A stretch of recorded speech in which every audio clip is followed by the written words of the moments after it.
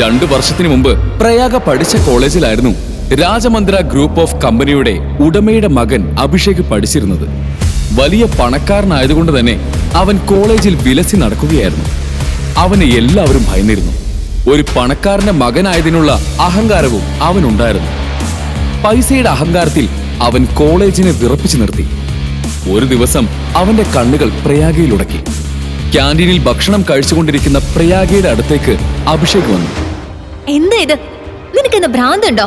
അതെ, ഭ്രാന്താണ് എനിക്ക് നിന്നെ കണ്ട നാൾ മുതൽ. നിന്റെ തലയ്ക്ക് വല്ല അസുഖമുണ്ടോ? ഗൗത എന്നെ ഉപേക്ഷിച്ച് ഒരിടത്തേക്കും പോയില്ല, മനസ്സിലായോ? ഞാൻ നിനക്ക് കാണിച്ചു തരാം. പ്രയാഗ അവളുടെ ഫോൺ എടുത്ത് നോക്കിയപ്പോഴേക്കും അവന്റെ ഗുഡ് ബൈ മെസ്സേജ് കണ്ടു. അവൾ അവനെ വിളിക്കാൻ ശ്രമിച്ചുവെങ്കിലും ഫോൺ കണക്ട് ആയില്ല. നീ വലിയ ഡയലോഗ് അടിച്ചല്ലോ. നിന്റെ വിഷമമൊക്കെ ഞാൻ പുഷ്പം പോലെ ആശ്വസിപ്പിച്ചു തരാം. എൻ്റെ പൊന്നുമോളെ, സത്യത്തിൽ നിന്നെ ഞാൻ രക്ഷിക്കുകയാണ് ചെയ്തത്. നീ ഇങ്ങനെ സെന്റി അടിച്ചിരിക്കുമ്പോൾ അവൻ നിന്നെ കളഞ്ഞിട്ട് US പോയി. നീ അവനെക്കാട്ടിലും കിടലായി കാണിച്ചു കൊടുക്കണം, കുറെ പൈസ ഉണ്ടാക്കണം. അവനൊക്കെ നിന്നെ വെറും ടൈം പാസ് ആയാണ് കണ്ടിരിക്കുന്നത്. അവനെപ്പോലെ ഒരു ദരിദ്രവാസിയെ നീ പൈസ കൊടുത്ത് പഠിപ്പിച്ചിട്ട് എല്ലാം നേടി അവൻ പോയി. അഭിഷേക് ഇങ്ങനെ പറയുന്നത് കേട്ട് അവളുടെ തൊലി ഉരിഞ്ഞുപോയി. കളയുടെ ഇതൊക്കെ വേണേ ഇന്ന് തന്നെ ഞാൻ നിന്നെ കെട്ടാം. ക്യാൻറ്റീനിലുള്ള എല്ലാവരുടെയും മുന്നിൽ അഭിഷേക് അപമാനിതനായി. How dare you! ഞാൻ നിന്നെ സ്നേഹിക്കുന്നില്ല. ഇനി ഇമാതിരി അഭ്യാസമായിട്ട് എന്റെ മുന്നിലെങ്ങനെ വന്നാ? നീ എന്നെ അടിച്ചു അല്ലേടി? എന്നാൽ പ്രയാഗ, നീ കേട്ടോ. എന്നാൽ നീ ചന്തമുള്ള മുഖം ആരുടെങ്കിലും മുന്നിൽ കാണിക്കുന്നുണ്ടെങ്കിൽ അതെന്റെ മുന്നിലായിരിക്കും. നീ എന്നെ എല്ലാവരുടെയും മുന്നിൽ വെച്ച് അടിച്ചല്ലേ? ഇതിനുള്ള പണി ഞാൻ തരുന്നുണ്ട്. നിന്റെ സൗന്ദര്യം ഉണ്ടല്ലോ, അതെടുത്ത് ഞാൻ എൻ്റെ ഷൂസിൻ്റെ അടിയിലിട്ട് ചവിട്ടി ഞെരിക്കും. അങ്ങനെ ചെയ്തില്ലെങ്കിൽ എൻ്റെ പേര് അഭിഷേക് എന്നല്ല. ക്യാൻറ്റീനിൽ എല്ലാവരുടെയും മുന്നിൽ വെച്ചായിരുന്നു അഭിഷേക് അങ്ങനെ വെല്ലുവിളിച്ചത്. അവൻ പറഞ്ഞാൽ പറഞ്ഞതുപോലെ ചെയ്യുന്നവനാണെന്ന് അവിടെ കൂടിയ എല്ലാവർക്കും അറിയാമായിരുന്നു. പ്രയാഗ എല്ലാവരുടെയും മുന്നിൽ അപമാനിക്കപ്പെട്ടു നിന്നു. അവൻ പ്രയാഗയ്ക്ക് എന്തു പണിയാണ് കൊടുക്കാൻ പോകുന്നതെന്ന് അവൾ സ്വയം ചിന്തിച്ചു. അന്ന് രാത്രി കോളേജിലെ ഒരു പാർട്ടി നടക്കുകയായിരുന്നു. എന്നാൽ പ്രയാഗ അവിടെ പോകാതെ മുറിയിൽ ഒറ്റയ്ക്കിരിക്കുകയായിരുന്നു.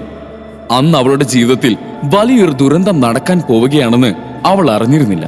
പെട്ടെന്ന് അവൾക്ക് ഒരു ഫ്രണ്ടിന്റെ കോൾ വന്നു. പ്രയാഗ, നീ കോളേജിന്റെ വാട്സ്ആപ്പ് ഗ്രൂപ്പ് നോക്കിയോ? ഈ പാതിരാത്രി ആരാ കോളേജ് ഗ്രൂപ്പ് ഒക്കെ ചെക്ക് ചെയ്യുന്നത്? നിനക്കെന്താ വയ്യേ?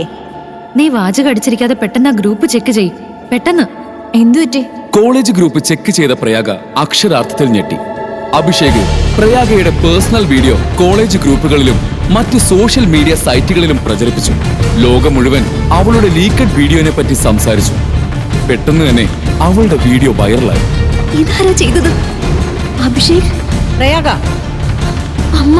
പ്രയാഗ, ഇതെന്താ? നീ എന്തായി കാണിച്ച കൊച്ചേ?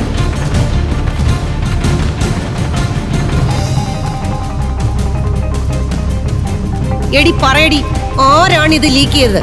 എനിക്കിപ്പോ അറിയണം, ഇതാരാ? അമ്മേ, ഇത് അവനാ. അഭിഷേക് അവനാ ഇത് ചെയ്തത്. അവൻ എന്നോട് പ്രതികാരം ചെയ്തതാ. അഭിഷേക് അവന്റെ കണ്ണുകൊണ്ട് പ്രയാഗയുടെ ലീക്കഡ് വീഡിയോ കാണുകയായിരുന്നു. കൊതി തീരുവോളം അവൻ അത് കണ്ടുകൊണ്ടിരുന്നു. പെട്ടെന്ന് പ്രയാഗയുടെ കോൾ വന്നു. അഭിഷേക്, നീ എന്താണ് കോളേജ് ഗ്രൂപ്പിൽ കാണിച്ചത്? നീ കണ്ടോ? ഇനി നീ പറ, എങ്ങനെയുണ്ട് എൻ്റെ പണി? നീ ഫേമസ് ആയില്ലേ? ഇങ്ങനെ നിന്റെ ഒരു കോൾ വരാൻ ഞാൻ എത്രമാത്രം ആഗ്രഹിച്ചു. അപ്പം നിനക്ക് അഹങ്കാരം. അവസാനം നിന്നെ കൊണ്ട് തന്നെ ഞാൻ വിളിപ്പിച്ചില്ലേ? പക്ഷെ ഒന്ന് വൈറലായെന്ന് കരുതി എനിക്ക് നിന്നോടുള്ള സ്നേഹമൊന്നും കുറഞ്ഞിട്ടില്ല. Shut up! നിനക്ക് ഇതൊക്കെ എന്നോട് എങ്ങനെ ചെയ്യാൻ തോന്നി? ഈ അഭിഷേകിന് എന്തൊക്കെ ചെയ്യാൻ കഴിയുമെന്ന് നിനക്ക് ഇപ്പോഴും അറിയില്ല. നിനക്കൊരു അവസരം തരാം, എന്നെ കെട്ടിക്കോ. നീ ഈ ലോകത്തെ അവസാനത്തെ ആണായാൽ പോലും ഞാൻ നിന്നെ കല്യാണം കഴിക്കില്ല. പ്രയാഗ ദേഷ്യത്തിൽ ഫോൺ വെച്ചു. അഭിഷേക് അവളുടെ ഇപ്പോഴത്തെ അവസ്ഥയോർത്ത് ക്രൂരമായി ചിരിച്ചു. ഇതെല്ലാം കേട്ട് അവളുടെ അമ്മ ആകെ വിഷമിച്ചു. മോളെ, ഇനി എന്ത് ചെയ്യും? നമ്മുടെ കുടുംബത്തിന്റെ സൽപ്പേര് എല്ലാം ഒരു നിമിഷം കൊണ്ട് തകർന്നു പോകുമല്ലോ ഈശ്വര. ഇനി എന്ത് ചെയ്യും? എങ്ങനെയാടി ഈ വീഡിയോ ലീക്കായത്? ഞാൻ ഇനി ആളുകളോട് എന്ത് സമാധാനം പറയും? പ്രയാഗയ്ക്ക് അവളുടെ അമ്മയുടെ ദുഃഖം താങ്ങാൻ കഴിഞ്ഞില്ല. പല സ്ഥലത്തു നിന്ന് അവരെ തേടി ഫോൺ കോളുകളെത്തി. മേനോൻ സർ, അത് അവളല്ല, ഫേക്ക് വീഡിയോ. മിസ്സസ് വർമ്മ, അങ്ങനെയൊന്നുമില്ല. Hello hello hello Mrs Varma, Prayaga ഈ ഒരു വീഡിയോയുടെ പേരിൽ അവൾ കുടുംബത്തിലെ എല്ലാവരുടെയും മുമ്പിൽ തല കുനിച്ച് നിൽക്കേണ്ടി വന്നു. അതുപോലെ തന്നെ പാലക്കൽ വീടിന്റെ മുഴുവൻ മാനവും കപ്പൽ കയറി. ഇവളെ ഇനി ആര് കല്യാണം കഴിക്കും? എനിക്ക് ആലോചിച്ചിട്ട് ഒരു എത്തും പിടിയും കിട്ടുന്നില്ല. ആളുകൾ എല്ലാരും നമ്മളെ കളിയാക്കി ചിരിക്കുക. ഇനി ആര് കല്യാണം കഴിക്കും? ഒരുത്തനുണ്ട്, എനിക്കറിയാവുന്നവനാണ്. അവൻ പ്രയാഗയെ വിവാഹം കഴിക്കും. പാലക്കൽ ഫാമിലിയുടെ എല്ലാമായ നീലകണ്ഠൻ ഇങ്ങനെ പറഞ്ഞപ്പോൾ മറ്റുള്ളവർക്കൊരു ആശ്വാസമായി. കാരണം അദ്ദേഹം ഒന്നും കാണാതെ ഇങ്ങനെയൊന്നും പറയില്ല. അർജുൻ വിളിച്ചുടനെ തന്നെ അവൻ അകത്തേക്ക് കയറി വന്നു. സാധാരണക്കാരിൽ സാധാരണക്കാരനായ അർജുനെ അവർക്ക് അത്ര ബോധിച്ചില്ല. പതിയെ അവർ മനസ്സിലാക്കി അവൻ ഒരു ചേരിയിൽ ജീവിക്കുന്നവനാണെന്ന്. ഇതാണ് അർജുൻ. അവൻ പ്രയാഗയെ വിവാഹം കഴിക്കാൻ തയ്യാറാണ്. അച്ഛാ, ഇവൻ ആരാ? ഇതെന്തൊക്കെയാ ഇവിടെ സംഭവിക്കുന്നത്? ഇവനെ കൊണ്ടാണോ വിവാഹം കഴിപ്പിക്കുന്നത്? നിന്റെ മോൾക്ക് എന്താണ് സംഭവിച്ചതെന്ന് നിനക്കറിയാലോ. അതറിഞ്ഞുകൊണ്ട് വിവാഹം കഴിക്കാൻ വന്നവനാണിവൻ. എന്നിട്ട് അവന്റെ യോഗ്യതയെപ്പറ്റി ചോദിക്കുന്നു. അർജുൻ ഒരു അനാഥനാണ്. അവൻ ഓർഫനേജിലാണ് വളർന്നത്. അവന്റെ കയ്യിൽ പണമില്ലായിരിക്കാം, പക്ഷെ നല്ലവനാണ്. വിശ്വസിക്കാൻ കൊള്ളാം. ജീവിതകാലം മുഴുവൻ നീലകണ്ഠന്റെ ആ തീരുമാനത്തിന് അവിടെ ഒരു എതിർവാക്കുണ്ടായിരുന്നില്ല. അതുകൊണ്ട് തന്നെ ഇഷ്ടമില്ലാതെ ഇരുന്നിട്ട് കൂടി എല്ലാവരും ആ കല്യാണത്തിന് സമ്മതിച്ചു. ഇത്രയും വലിയൊരു ബിസിനസ് ഗ്രൂപ്പിന്റെ അവകാശിയായ പ്രയാഗ ഒരു സാധാരണ തട്ടുകട നടത്തുന്ന അർജുന വിവാഹം കഴിക്കുന്നത് അവർക്ക് സഹിക്കാൻ കഴിയുമായിരുന്നില്ല. എന്നാൽ അതിനെ ചോദ്യം ചെയ്യാനുള്ള ധൈര്യം അവിടെ കൂടി ആർക്കും ഉണ്ടായിരുന്നില്ല. മാത്രമല്ല, പ്രയാഗയ്ക്ക് പറ്റിയ ദുരന്തം എന്താണെന്ന് എല്ലാവർക്കും അറിയാം. പക്ഷെ മുത്തശ്ശ, ഇങ്ങനെ ഒരു തട്ടുകട നടത്തുന്നവനെ ഞാൻ എങ്ങനെ വിവാഹം കഴിക്കുക? അമ്മേ, ഞാൻ ഗൗതമിനോട് സംസാരിക്കാം. ഞാൻ വരുത്തി വെച്ചത് ഞാൻ തന്നെ ശരിയാക്കാം. നീ എന്ത് ശരിയാക്കൂ എന്നാണ് ഈ പറയുന്നത്? നീ അവനെ ഒരുപാട് വിളിച്ചല്ലോ. എന്തായി എന്നിട്ട്? പ്രയാഗ, ഇവനെ വിവാഹം കഴിക്കുക എന്നല്ലാതെ നിന്റെ മുന്നിൽ മറ്റൊരു വഴിയില്ല. അങ്ങനെ മനസ്സില്ലാ മനസ്സോടെ അവൾ വിവാഹത്തിന് സമ്മതിച്ചു. ഇത്രയും വലിയൊരു ബിസിനസ് ഗ്രൂപ്പിന്റെ അവകാശിയുടെ വിവാഹം അവസാനം ഒരു തട്ടുകട കച്ചവടക്കാരനുമായി നടന്നു. അങ്ങനെ അവൾ അർജുന്റെ ഭാര്യയായി മാറി. അങ്ങനെ അവരുടെ ആദ്യ രാത്രിയായി. അവളുടെ ബെഡ്റൂമിലേക്ക് അർജുൻ കയറി വന്നു. വിഷമിച്ചിരിക്കുന്ന പ്രയാഗയെ അർജുൻ ആശ്വസിപ്പിക്കാൻ ശ്രമിച്ചു. എന്തുപറ്റി പ്രയാഗ? നീ ഓക്കെ അല്ലേ? അതെ, എനിക്ക് നിങ്ങളോട് ഒന്നും സംസാരിക്കാനില്ല, താല്പര്യമില്ല. എല്ലാവരുടെ മുന്നിൽ വെച്ച് നമ്മുടെ കല്യാണം നടന്നുവെങ്കിലും നമുക്കിടയിൽ മറ്റൊന്നുമില്ല. നിന്റെ പ്രശ്നം എന്താണെന്ന് എന്നോട് പറ. എനിക്ക് ഹെൽപ്പ് ചെയ്യാൻ പറ്റും. ഓ, നീ എന്നെ ഹെൽപ്പ് ചെയ്യും. യെസ്. ആദ്യം നീ നിന്നെ പറ്റി സ്വയം മനസ്സിലാക്ക. നിനക്ക് എന്നെ സഹായിക്കാൻ പറ്റില്ല, മനസ്സിലായോ നിനക്ക്? മുമ്പ് ഗൗതം, ഇപ്പൊ നീ രണ്ടും കണക്കാ. അവൾ മറ്റുള്ളവരോടുള്ള ദേഷ്യം അർജുനോട് തീർത്തു. അപ്പോഴാണ് മേശപ്പുറത്തിരിക്കുന്ന പ്രയാഗയുടെ ഫോൺ അവൻ കണ്ടത്. അതിൽ അവളുടെ ലീക്ക് വീഡിയോ ഉണ്ടായിരുന്നു. സോഷ്യൽ മീഡിയ മുഴുവൻ സ്വന്തം ഭാര്യയുടെ വീഡിയോ ലീക്കായത് അവൻ അപ്പോഴാണ് അറിയുന്നത്. പക്ഷേ അതിനെപ്പറ്റിയൊന്നും ചോദിക്കാൻ പറ്റുന്ന ഒരു സാഹചര്യത്തിലായിരുന്നില്ല അവർ ഇരുവരും. പ്രയാഗയുടെ ജീവിതം തകർത്തതിലുള്ള സന്തോഷത്തിലായിരുന്നു അഭിഷേക്. അവൻ അത് ഒരു ആഘോഷമാക്കി. പെട്ടെന്ന് അവനെ തേടി ഒരു ഫോൺ വന്നു. പറയടാ. സാർ, മറ്റേ ലീക്കായ വീഡിയോ ഇല്ലേ, അത് ഡിലീറ്റായി. സാറിന്റെ പേര് വെച്ചാണ് എല്ലാവരും റിപ്പോർട്ട് ചെയ്തിരിക്കുന്നത്.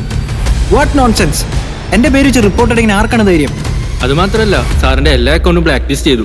ഈ വാർത്ത കേട്ടതും തനിക്ക് എവിടെയോ നിന്ന് ഒരു പണി കിട്ടി തുടങ്ങിയെന്ന് അഭിഷേകിന് മനസ്സിലായി. അവൻ ഉടനെ തന്നെ അവന്റെ അച്ഛനെ വിളിച്ചു. ഡാഡ്, നമ്മുടെ ബാങ്ക് അക്കൗണ്ട് എല്ലാം സീസായി. നമ്മുടെ ബിസിനസ് എല്ലാം തകർന്നു. 1000 കോടി രൂപയുടെ ബാധ്യതയുണ്ടായി. ബട്ട് ഡാഡ്, ഇത് ആരാ ചെയ്തത്? ഇതിന്റെ എല്ലാം പിന്നിൽ ആരാണ്? ഇതിന്റെ എല്ലാം പിന്നിൽ ആരാണ് പ്രവർത്തിച്ചതെന്ന് അഭിഷേകിന്റെ അച്ഛൻ അവനോട് പറഞ്ഞു. അയാളുടെ പേര് കേട്ട് അഭിഷേകിന്റെ മുട്ടിടിക്കാൻ തുടങ്ങി. കുറച്ചു കഴിഞ്ഞ് പ്രയാഗയുടെ ഫോണിൽ ഒരു നോട്ടിഫിക്കേഷൻ വന്നു. അതിൽ അവളുടെ വീഡിയോ മുഴുവൻ ഡിലീറ്റായി. എന്നാലും ഇതെല്ലാം ആരാ ചെയ്തത്? അവൾ അതിനെപ്പറ്റി ചിന്തിച്ചു കൊണ്ടിരുന്നപ്പോൾ വീട്ടിൽ ആരോ കോളിംഗ് ബെല്ലടിച്ചു. വാതിൽ തുറന്നപ്പോൾ അഭിഷേകായിരുന്നു. അഭിഷേക്, നിനക്കെന്താ ഇവിടെ കാര്യം? ഇനി നീ എന്ത് പ്രശ്നം ഉണ്ടാക്കാൻ ഇവിടെ വന്നത്? എന്റെ ജീവിതം വെച്ച് കളിച്ച് മതിയായില്ലേ? ആരെങ്കിലും കാണും മുമ്പ് ഒന്ന് ഇറങ്ങിപ്പോ. എനിക്കറിയില്ലായിരുന്നു എന്റെ ഭർത്താവ് ഇത്രയും പവർഫുൾ ആണെന്ന്. ഞാൻ നിന്റെ മുമ്പിൽ കൈകൂപ്പി മാപ്പ് ചോദിക്കുകയാണ്. പ്ലീസ്, എന്നോട് ക്ഷമിക്കേ. നീ എന്താ ഈ പറയുന്നത്? എനിക്കൊന്നും മനസ്സിലാകുന്നില്ല. എന്റെ ലീക്കായ വീഡിയോ ഉണ്ടല്ലോ, അത് ഇന്റർനെറ്റിൽ നിന്ന് ഞാൻ മുഴുവൻ ഡിലീറ്റ് ചെയ്തു. ഇത് കാരണം എന്റെ കുടുംബം മുഴുവൻ തെരുവിലിറങ്ങേണ്ടി വന്നു. ഇതെല്ലാം ചെയ്തത് ആരാണെന്നറിയോ? അവൻ നിന്റെ വീട്ടിൽ തന്നെയുണ്ട്. എന്റെ വീട്ടിലോ? എന്റെ വീട്ടിൽ ഇത്രയും പവർഫുൾ ആയ ആരാ ഉള്ളത്? നീ എന്താ പുതിയ ഡ്രാമ ക്രിയേറ്റ് ചെയ്യാൻ വന്നതാണോ? ഞാനൊരു ഡ്രാമയും ക്രിയേറ്റ് ചെയ്യാൻ വന്നതല്ല, ഞാൻ സത്യമാണ് പറയുന്നത്. ഇതെല്ലാം ചെയ്യുന്നത് ആരാണെന്നറിയോ? നിന്റെ ഭർത്താവാണ്. അവനാണ് നിന്റെ ഈ വീഡിയോ മുഴുവൻ ഡിലീറ്റ് ചെയ്യിപ്പിച്ചത്, എന്റെ ബിസിനസ് തകർത്തത്. പ്രയാഗ അത് കേട്ട് ഞെട്ടി. അവൾക്കറിയില്ലായിരുന്നു ഒരു തട്ടുകട നടത്തുന്ന അർജുന്റെ യഥാർത്ഥ മുഖം. ഒരു തട്ടുകട നടത്തുന്ന അവന് എങ്ങനെയാണ് ഇതെല്ലാം ചെയ്യാൻ കഴിയുന്നത്? നീ എന്തൊക്കെയാ പറയുന്നത്? അർജുൻ ഇത് എങ്ങനെയാ ചെയ്യാൻ കഴിയുന്നത്? ഞാൻ സത്യമാണ് പറയുന്നത്, എന്നെ ഒന്ന് വിശ്വസിക്കേ. ഇതെല്ലാം ചെയ്തത് നിന്റെ ഭർത്താവാണ്. അവനൊരു സാധാരണ തട്ടുകടക്കാരനല്ല, അവൻ ഭയങ്കര പവർഫുൾ ആയിട്ടുള്ള ഒരാളാണ്. നീ നിനക്ക് വിശ്വാസമാവുന്നില്ലെങ്കിൽ നീ നിന്റെ ഭർത്താവിനോട് തന്നെ നേരിട്ട് ചോദിക്കും. അഭിഷേകും പ്രയാഗയും സംസാരിക്കുന്നത് മുഴുവൻ അർജുൻ കേട്ടു നിന്നു. പ്രയാഗ ഉടനെ തന്നെ അർജുനോട് അതിനെപ്പറ്റി ചോദിച്ചു. അർജുൻ, അഭിഷേക്, എന്തൊക്കെയാ പറയുന്നത്? നിനക്ക് എങ്ങനെ ഇതെല്ലാം ചെയ്യാൻ സാധിക്കും? അർജുൻ അവൾക്ക് മറുപടി ഒന്നും കൊടുത്തില്ല. ഭയന്ന് നിൽക്കുന്ന അഭിഷേകിനെ അവൾ ശ്രദ്ധിച്ചു. പറ. പ്രയാഗ ഒരിക്കലും അർജുന്റെ ഇങ്ങനെയൊരു മുഖം കണ്ടിട്ടില്ല. അവൻ എന്തിനാണ് ഇതെല്ലാം അവളോട് മറച്ചു വെച്ചത്? ഒരു തട്ടുകട നടത്തുന്ന അർജുൻ എങ്ങനെ ഇത്രയും വലിയൊരു പണക്കാരനായി മാറി? പ്രയാഗ സ്വപ്നം കാണുന്നതിനപ്പുറമായിരുന്നു അർജുന്റെ യഥാർത്ഥ ആസ്തി. അവൻ എന്തിനായിരുന്നു നീലകണ്ഠന്റെ വാക്ക് കേട്ട് പ്രയാഗയെ കല്യാണം കഴിച്ചത്? എന്തിനാണ് അവൻ പണക്കാരനാണെന്നുള്ള സത്യം അവരോട് എല്ലാവരോടും മറച്ചു വെച്ചത്? അതിന്റെ യഥാർത്ഥ കാരണം അറിയണമെങ്കിൽ ഉടൻ തന്നെ ഡൗൺലോഡ് ചെയ്യുക പോക്കറ്റ് FM. ലോകം മുഴുവൻ ആവേശത്തോടെ കേട്ട കഥ അർജുൻ ദി വോറിയർ. ഇനി നിങ്ങൾക്കും സൗജന്യമായി കേൾക്കാം. ഈ കഥ തുടർന്ന് കേൾക്കുന്നതിനായി ഇപ്പോൾ തന്നെ പോക്കറ്റ് FM ആപ്പ് ഇൻസ്റ്റാൾ ചെയ്യൂ. Link in description.